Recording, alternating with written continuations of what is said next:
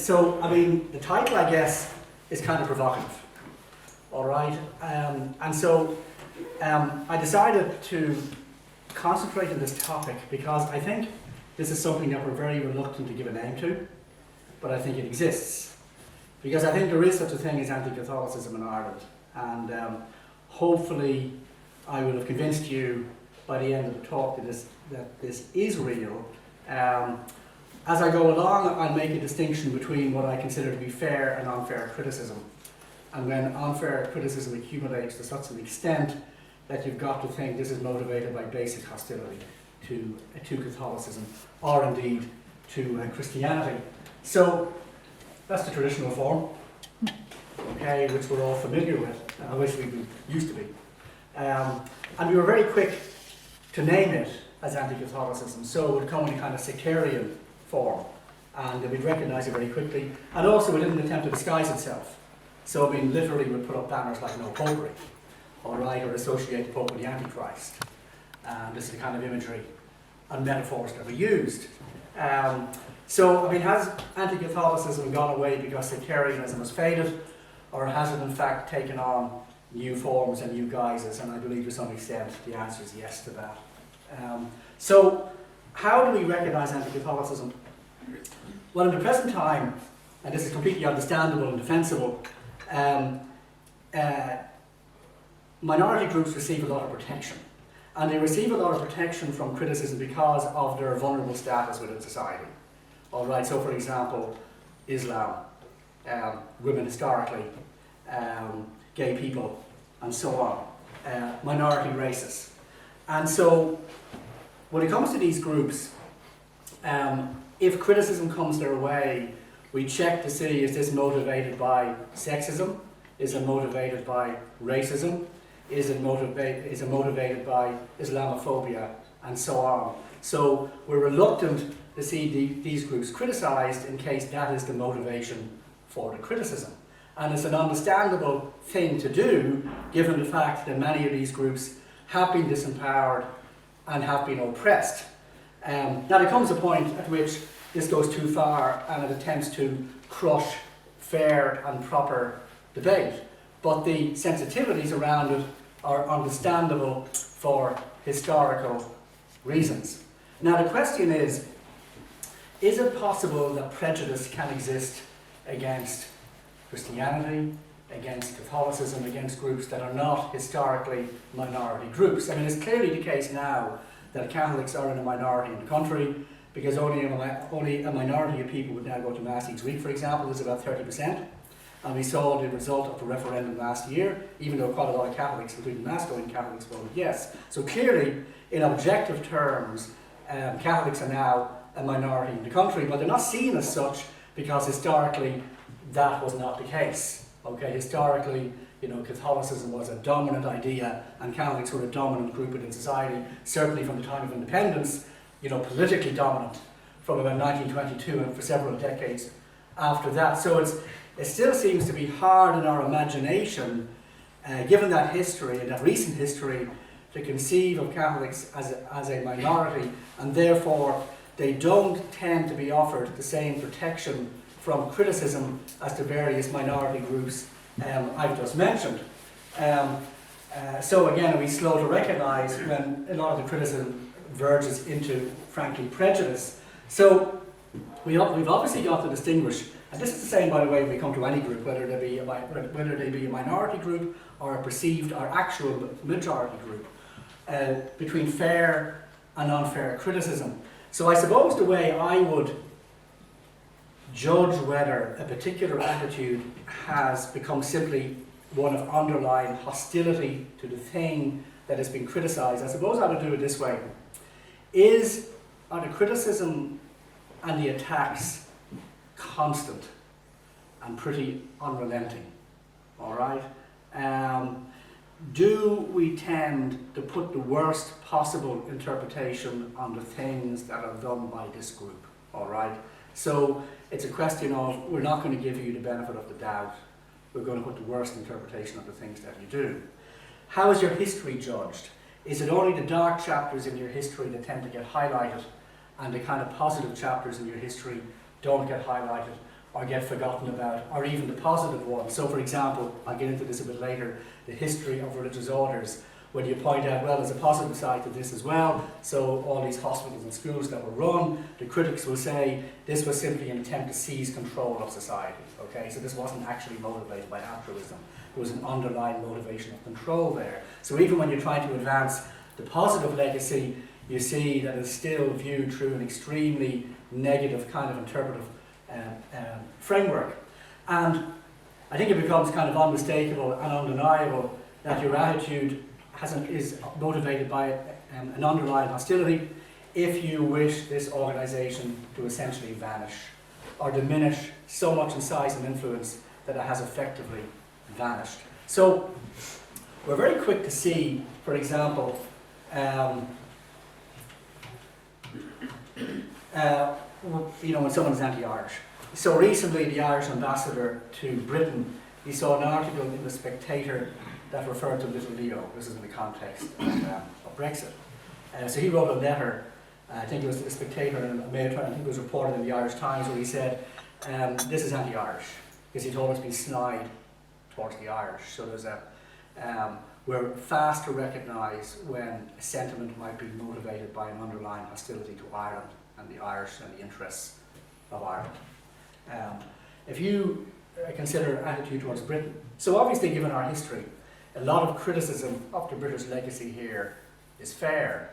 And so for decades after independence, there was an extremely strong anti-British feeling in the country, and if you attempted to say something good about Britain, you tended to be considered a West Brit or a Shoneen or something like this. So you kind of have to keep these sort of views to yourself. And so for decades, and it's still quite controversial, but it's becoming less so, you couldn't wear the poppy.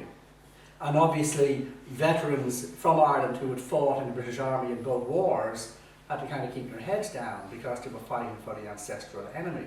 And now we're seeing, well, hang on, maybe that was unjust. And so now these veterans are beginning to get their place in the sun. Now that are towards, World War II veterans, for example, towards the end of their lives. And so, despite Brexit, we're kind of moving towards a more balanced view of Britain and its legacy in British history. So, when do we see that somebody is kind of anti-British? Well, if again their attacks on Britain are just unremitting and relentless, and the worst interpretation is put on everything Britain does, and only the negative side of Britain's legacy in the world, which is considerable, obviously, empire and so on, that's the only thing highlighted. And what doesn't get highlighted is, for example, Britain being the father or mother, if you prefer, of parliamentary democracy, standing alone for a time against Hitler in World War II, and so on. So these things get kind of disregarded. And you don't get a balanced view of British history. And then you begin to think, actually, I think you're anti-British. Full stop. Okay, because this is verging now, this is moved from fair criticism into unfair criticism into full hostility. And when Queen Elizabeth came here in 2011, we kind of congratulated ourselves on our now more mature attitude towards Britain, because finally she became Queen in 1952, so nearly 60 years after she becomes Queen, she finally gets to come to Ireland. So it took 60 years to get to that point, now partly because of the Troubles and so on, but it is quite a remarkable thing that she was able to go to so many countries, but she wasn't able to come to the next door neighbour until she's a very old lady. And then we said, okay, it's a sign that we have grown up and that we have moved beyond this kind of anti-British feeling, some of which has been reignited by Brexit, but is nowhere near the kind of fever pitch that would have been in the past. I'm going to relate this to the papal visit last year, because I think there are parallels to a certain extent between them. Just going to pull that close a little bit. So, how do you recognise somebody as anti-EU? So if I was to say Nigel Farage is anti-EU, I think you would probably all agree. Now, why do we think that he's anti-EU? Because he might stand here and say, oh no, all my criticisms are absolutely fair. All right, we think, well, we think that actually, at the end of the day, you're anti-EU because you want Britain to quit the EU. You never stop criticising the EU. You put the worst interpretation on everything that the EU does, including exaggerations about some of the things it does. We look at papers like the Daily Telegraph, or the Daily Express, or the Daily Mail, or the Sun, and we say all of these are anti-EU because they tend not to ever give the EU the benefit of the doubt in the things it does, and they attached to it all kinds of nefarious motives, and so on. So we recognise these people as being anti-EU, and we recognise that it was an anti-British attitude, which still exists to a certain extent among some people in this country. So, and of course anti-Irish.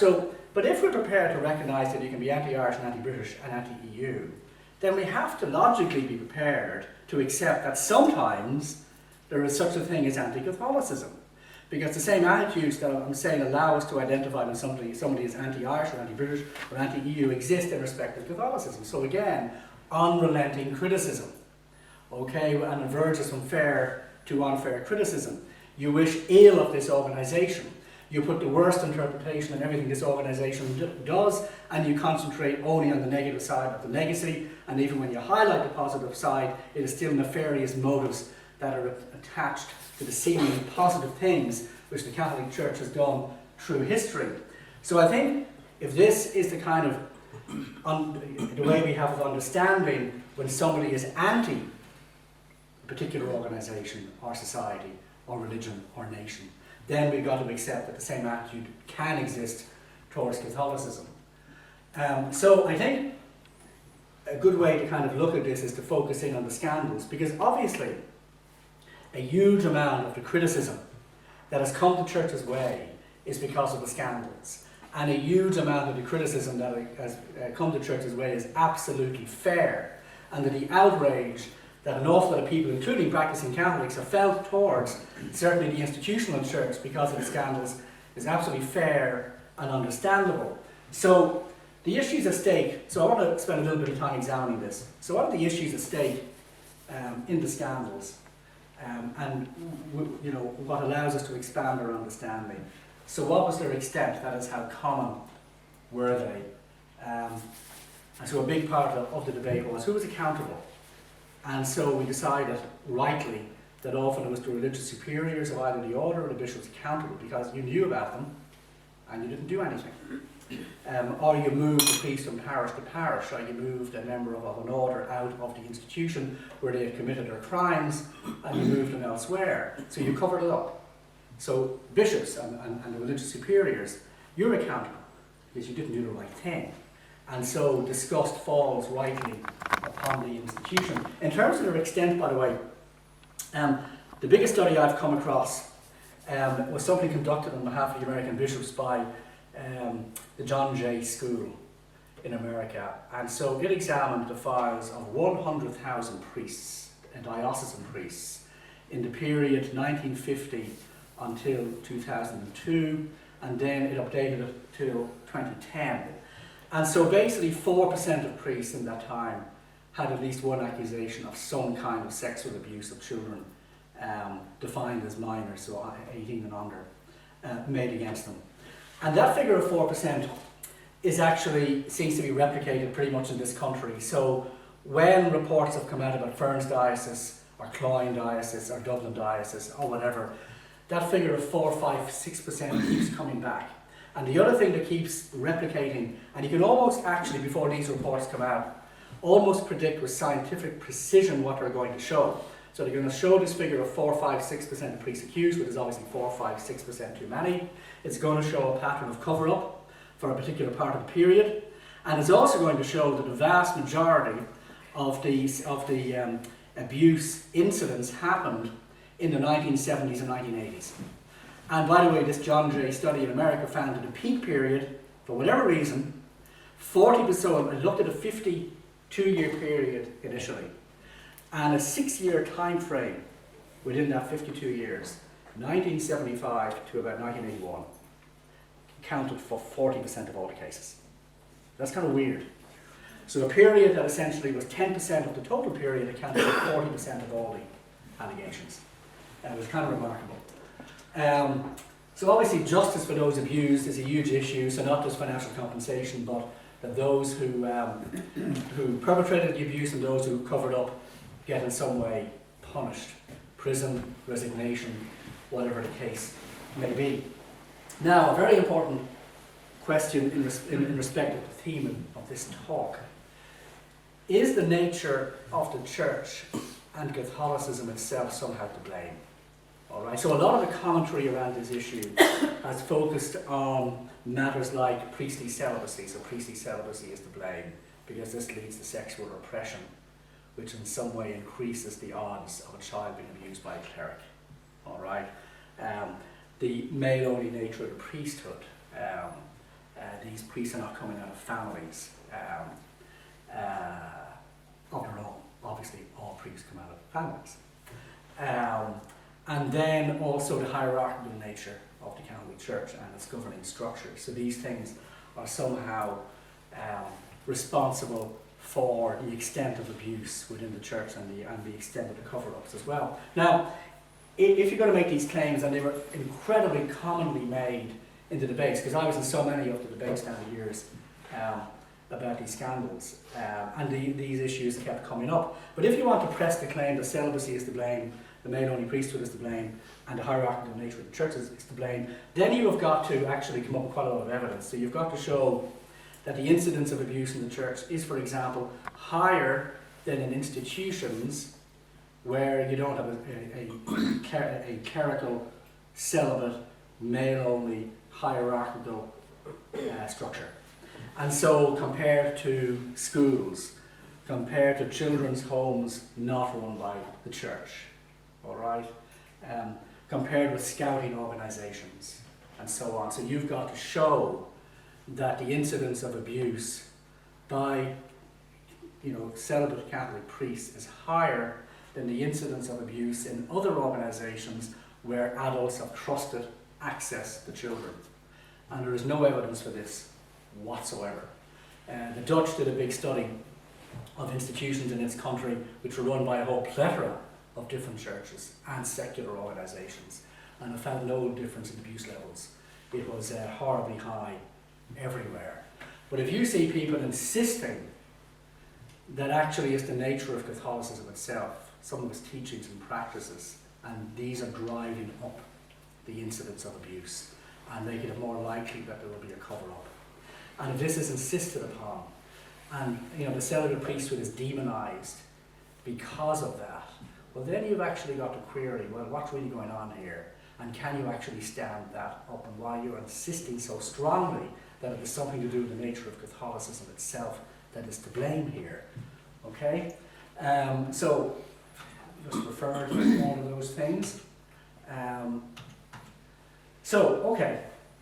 If you take Islam, so everybody would rightly be horrified if we use the existence of jihadism, ISIS, Al-Qaeda, to blacken the reputation of all Muslims. And we are rightly sensitive about that tendency among some people to do that. Okay, so if somebody said, well, it's a violent religion, and a majority or a substantial minority of Muslims are sympathetic to jihadism and even helping jihadism, okay, there would rightly be outrage about that, because you begin to suspect this person saying this is anti-Islam, okay, and you'd be very, very quick to spot that. Well, similarly, if somebody is saying and insisting that actually it's something to do with the clerical church, the celibate nature of the priesthood, the all-male nature of the priesthood, and this is why there are all these scandals, okay, then you got to wonder, okay, well, please stand that up. Now, what's interesting is, so here, obviously, Catholicism has been the majority religion, but in other Western countries, for example, Australia, only about 20% of Australians are Catholic. And so the Australians launched a big, huge royal inquiry, a commission of inquiry into scandals across all organisations, secular and religious, and a whole plethora of Christian churches. And there was still a huge concentration on the scandals carried out by Catholic priests, even though there was no evidence actually that they were higher on average than in these other organisations. So why is that? I'll just leave that question hanging there. Why, even when Catholicism is a very much a minority religion in a given country, is there still disproportionate attention to the scandals committed within the Catholic Church by the Catholic priesthood? Possibly it's because the church teaches such a high moral standard, but so do these other churches. And actually, when it comes to something as horrendous as abuse, we should be holding everybody to the same standard. Okay? In my opinion, because the crime is so horrible. Now, we've had a lot of justifiable anger about mother and baby homes, Tume, for example, and the Magdalene laundries. But I just want to, when the Tume scandal broke, I had Al Jazeera contact me to comment on it. I had Norwegian journalists come over to comment on it. New York Times did big stories, Washington Post did big stories, and so on. And I remember saying to the Norwegian, okay, fine, but you had there was a major report in Sweden recently about institutional scandals there, and the Swedish minister who launched the report, I can't remember who that was, said this is a very dark chapter in Swedish history.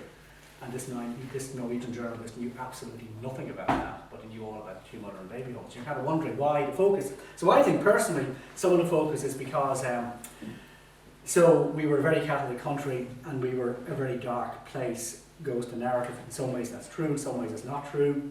And also that Irish Catholicism was in some way particularly twisted. And so these scandals and these institutions are particularly a product of Irish Catholicism. And so again, you've got to see, is that true? And so you look around the world at institutional scandals, and you discover that, for example, 100 years ago, roughly in Britain, there was an organisation, it was a Protestant organisation, and I'm not saying that would go Protestantism, and we noticed the sensitivity about even doing that, because we're quick to see when you appear to be, say, I think, critical of a minority religion, this might be motivated by some kind of underlying hostility. And this is why I think we need the same sensitivity even when you're historically a majority. But there was a particular organisation over there that in about 1920 was running almost 400 Magdalene homes. And this was one organisation running nearly 400 and doing many more. And the last Magdalene home in Britain didn't close till the 1970s, by which time they had been renamed training schools.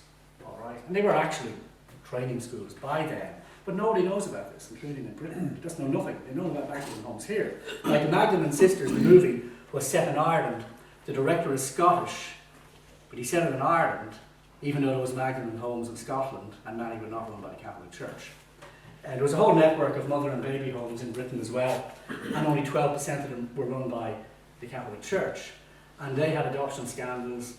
And the peak year for adoption in Britain was something like 1966, when there was about 16,000 babies placed for adoption, many illegally, and as I say, in 88% of cases not by the Catholic Church. And Britain has almost no awareness of these Magdalene homes or mother and baby homes. And there were plenty in America and around the English-speaking world, and say Sweden had plenty of institutional scandals as well. Why don't we know this? Why don't even the journalists coming from these countries know that? Okay? I mean, it's kind of an interesting question to ponder. Why don't Americans know about similar scandals in America? Why don't British people know about similar scandals in Britain? Or Australians, or Norwegians, or Swedes, or Al Jazeera? Okay? So it's kind of a bit strange to me. Now, is this whataboutery that you can get accused, and I get accused, well, this is whataboutery. You see, the only way to illustrate a double standard, so for example, Limerick City gets accused of being stabbed city. All right, and Limerick people are rightly sensitive about this. And what about Dublin? All right, because there's pretty horrendous crime in Dublin. Now, if it was Limerick crime is getting disproportionately highlighted within the national media, then you begin to think, you got something against Limerick? All right, why aren't you highlighting crime elsewhere, and particularly Dublin? Okay, and so you begin to wonder. Okay, so the only way to highlight a double standard is by saying, well, hang on a minute, if you're so concerned about this, then why aren't you talking about this very similar scandal over here? Why the disproportionate focus on us, so Limerick, for example? Okay? So I think it's the only way to point out double standards is to say, well, okay, what about? So I want to talk about the hero, priest, religious, and laity.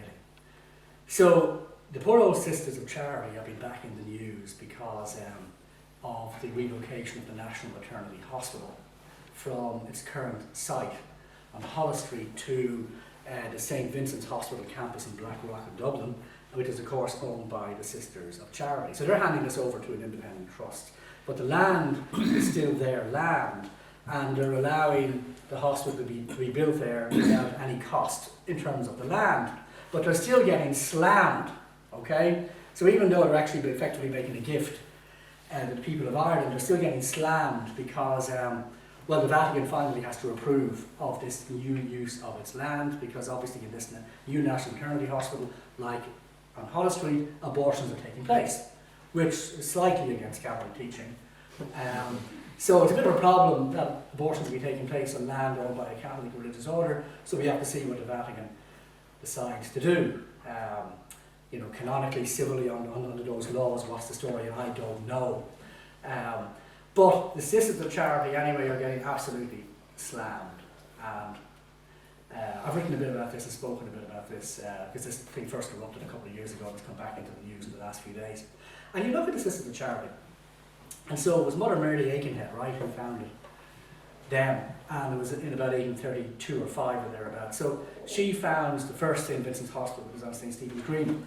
And it's got to be remembered, she and these other women's religious congregations, and men's indeed, they're founding these institutions at a time of endemic poverty and disease in this country, like elsewhere. Cholera, typhus, TB, all right, rampant. Outbreaks of these things, which just take people down in enormous numbers. And so incredibly risky actually to get involved in healthcare. And so people voluntarily did this. Okay, sometimes leaving lives of relative comfort to put their own lives in risk and health at risk, which for my money is heroic. All right, and again, the critics say it was all about control. Really? So that was the motivation of Mary Aikenhead. Control. She's this deep and nefarious plot to risk her life, and the women who join her are risking their lives for some kind of control freakery. Right? I mean, in fact, you know, we should just be acknowledging their incredible heroism. All right, because remember, vaccines and antibiotics don't come online until the middle of the last century. So this is over 100 years after something like the Sisters of Charity has been founded. Many of the critics of the church today who slam these, and for some reason the women's religious order seem to be particularly getting slammed, which I find kind of interesting. But some of these critics, they might only be alive today because an ancestor was nursed back to health by a nun in 1890, we say, or 1850. Okay, these heroic women, and indeed men in the case of the men's orders, but it was women who particularly ran the hospitals because of their heroic self-sacrifice and risk to their own lives. And a lot of people who are now ferocious critics of the church are only alive today because an ancestor was nursed back to health. All forgotten. I was spared and blushes by not naming her, but there's a nun recently who I said, can you give a talk about the legacy of the women's religious congregations? And she couldn't. Why couldn't she? So this lady is past the age of 65 because she had gone to South Sudan with a number of other retired women religious and male religious, which is a very dangerous part of the world, to help train future Sudanese teachers and nurses.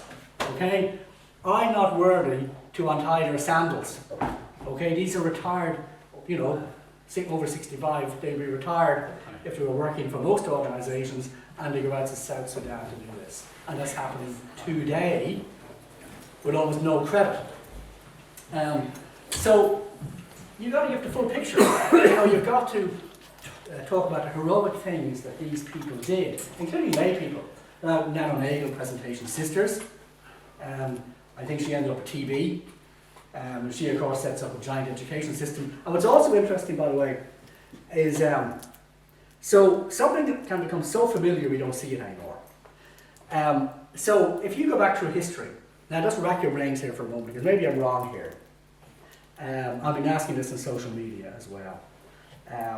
Name another culture in history that has produced organisations founded exclusively by women, run exclusively by women, that then, in centuries past and up to the present day, that then set up enormous international networks of schools and hospitals and other charitable outreaches.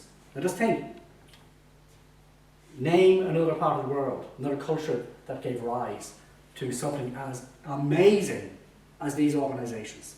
Because we've lost sight of it, we take it for granted. Go back to, 1800 and think of another culture outside the Catholic world where this was happening on such a large scale. And in a way, some of the critics of these orders, who would include people who were very pro-choice last year and would classify themselves as feminists, they should stop to consider how historically unusual and internationally unusual it was for these exclusively female-founded, female-run organisations to be established anywhere at all, okay?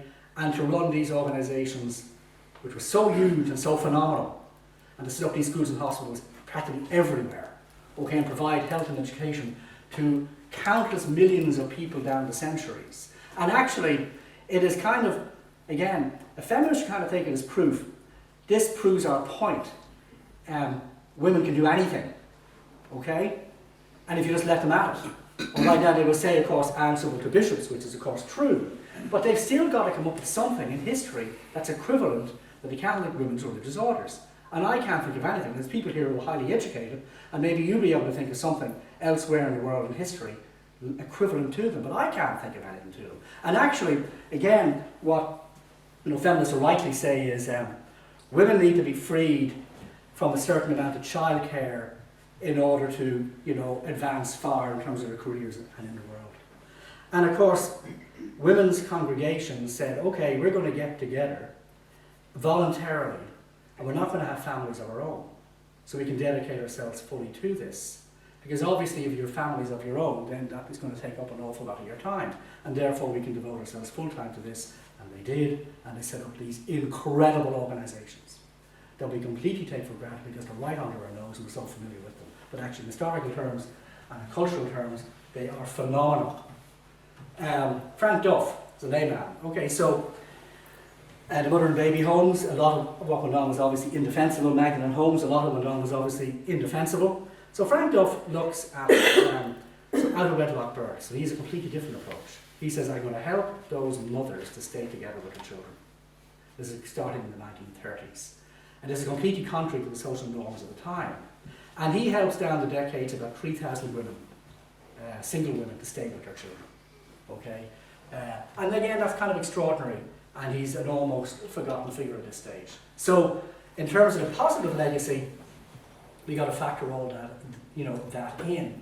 And if you don't do it, why don't you want to do it? Why do you only want to focus on the negative side of the legacy? And so again, I'll just leave that question hanging there, because you've gotten to have the full picture. And frankly, I see some of the attacks on the nuns, and you kind of think the people doing the attacks, they actually subscribe to what I think is one of the most obnoxious possible doctrines, which is the doctrine of collective guilt. So because some nuns are guilty of terrible things, they are all guilty. And that is one of the most pernicious notions through history, because it allows you to then condemn and tar with the same brush an entire group, okay, which is horrible. And I mean, there's nuns all around the country, and priests and religious, who have been become conditioned to hang their heads in shame because of what some of their colleagues undoubtedly did. But I think it's very wrong.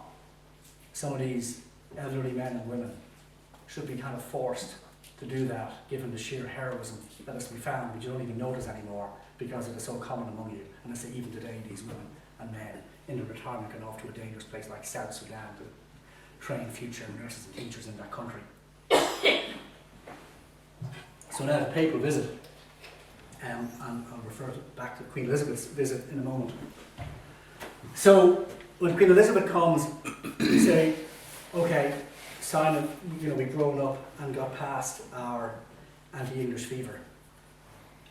Straight, by the way, even then, they couldn't have her come down the streets because there was very hardline Republicans and they were scared of the trouble they would cause. So she was only able to meet people in very contained settings, if you remember. There was one in Cork, I seem to remember. Did she go to Dublin Castle? Did she go to Trinity? She went to Goffs, I think. And only then meets groups of people there, but not out onto the street, because they thought it would be too risky, so even in 2011.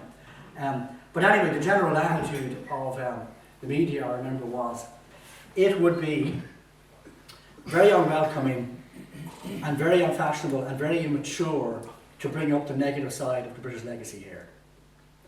Now that could easily have been done because the Troubles aren't over that long, and it would have been easy to fill the airwaves with undoubted victims of undoubted British injustice in this country and in the North, down to recent times, because there's middle-aged people who are victims of British injustice in the North.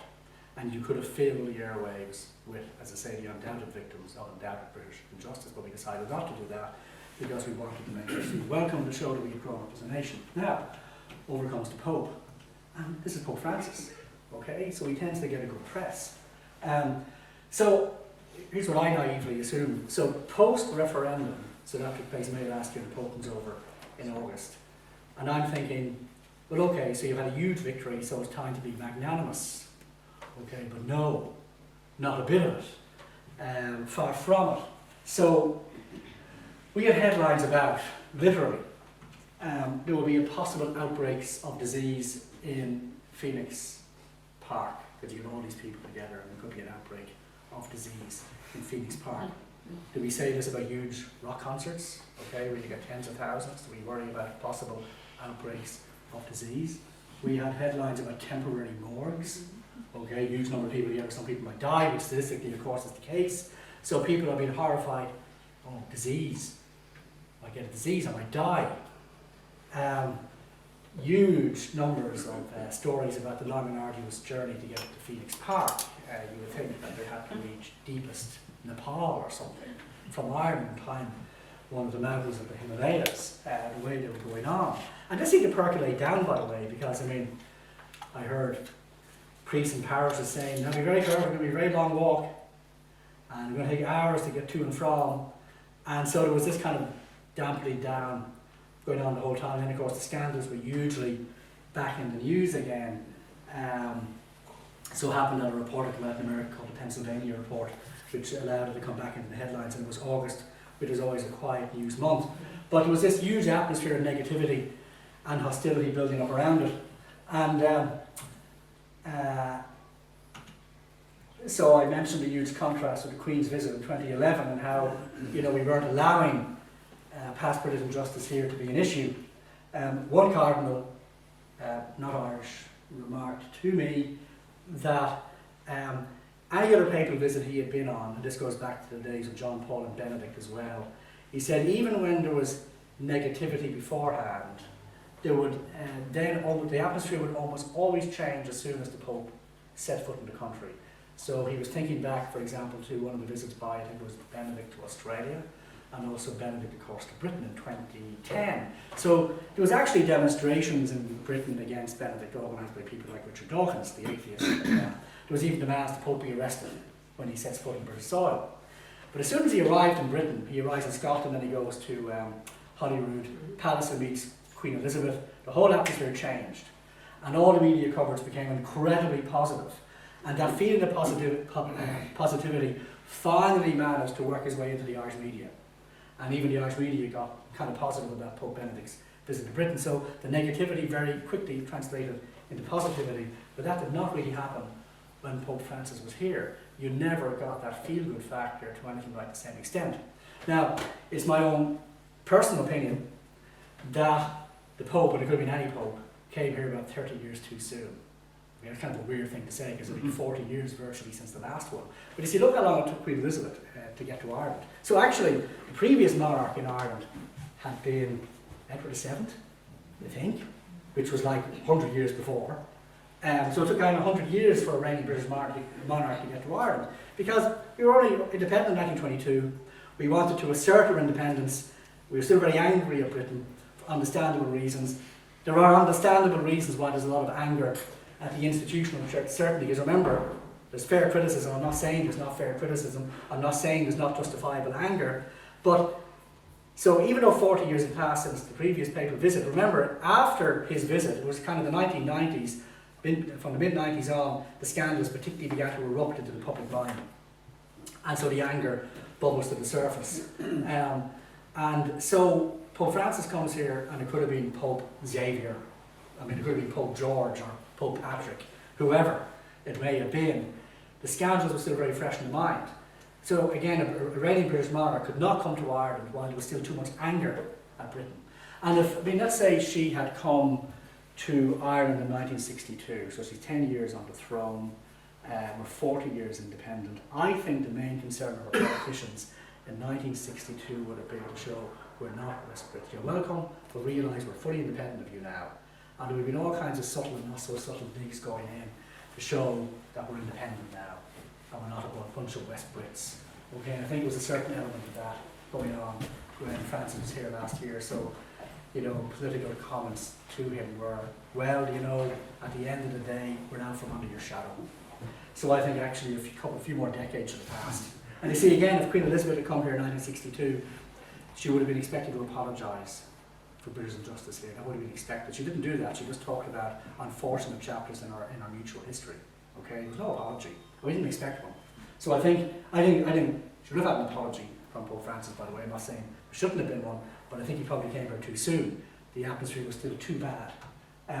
A fellow out in Rome said to me, since Pope Francis has become Pope, there's been 2 visits that will be considered failures in Rome, Ireland and Chile.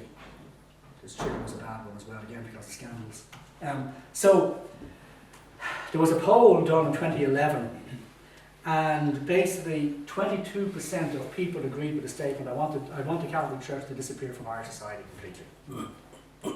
So this is after the Quinn report, by the way, and so the feelings were particularly strong. But like, I'm talking about anti-Catholicism. I think if you want the church to disappear completely from Irish society, you're probably anti-Catholic. Just as if you want the EU to vanish, you're probably anti-EU, all right? So that was 22%. It's probably dropped a few percent, maybe. But there's a hell of a lot of people, okay? So, you know, 22% want us to vanish. It's not a good thing. And I think it definitely deserves the label anti-Catholic. More benignly, if anyone was to separate church and state, that's fine, depending on what you mean. Because if what you mean by separating church and state is separating church and society, and you want us to disappear and go to the margins and the fringes and to privatise our faith and never talk about it. I mean, I think there's a kind of social, I'm getting conscious of the time, there's a social suppression of the faith to a certain extent going on in Ireland. I speak to university students, and they found it very hard, for example, to be openly pro-life without getting attacked by their fellow students.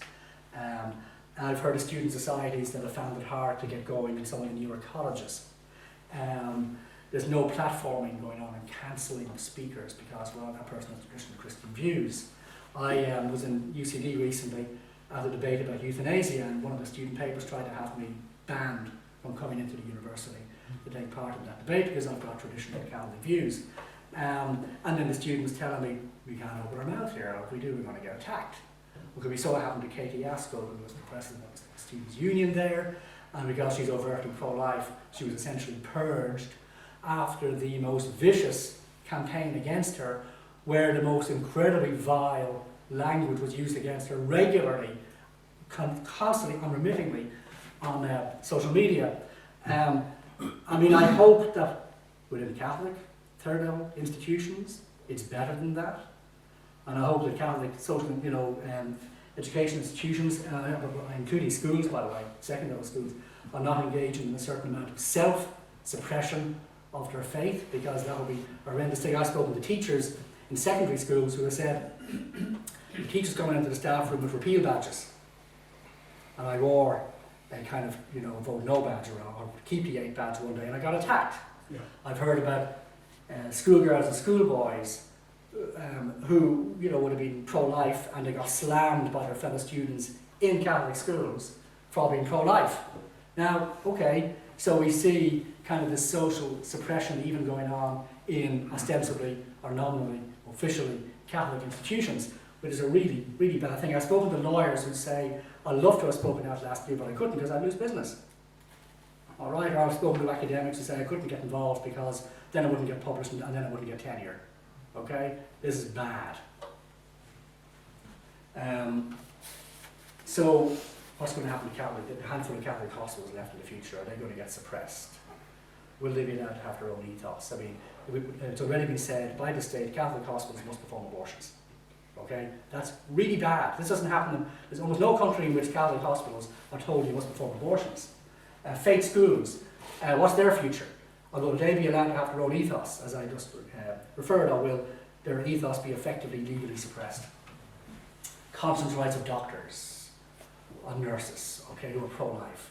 Will they be respected? Well, the answer is not properly, because while they're not going to be made to perform abortions, they must refer people on to those who will perform abortions, but there's only a very partial qualified respect of conscience rights.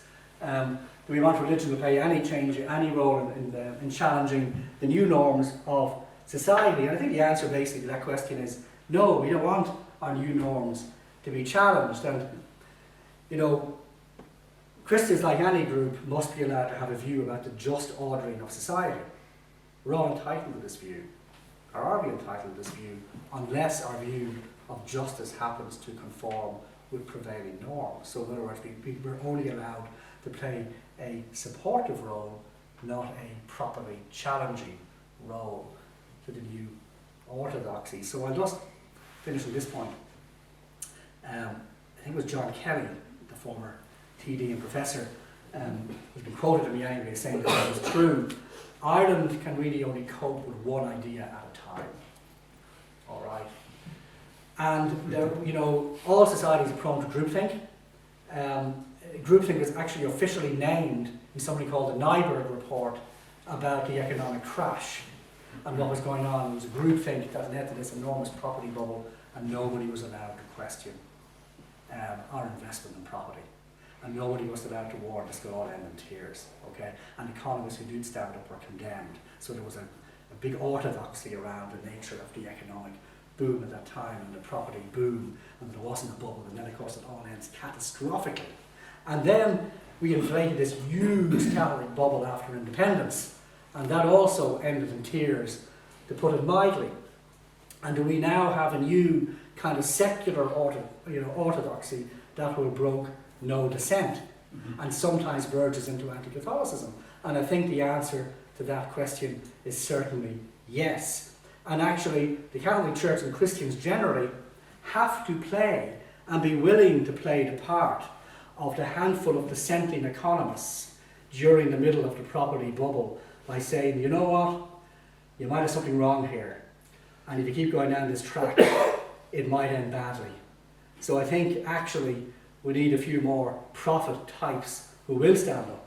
And I think Catholic education institutions should be among them, which is why I thank Patricia for having a kind of outlaw type figure like me here tonight to give this talk and to name anti-Catholicism as a definite reality in Irish life. So thank you.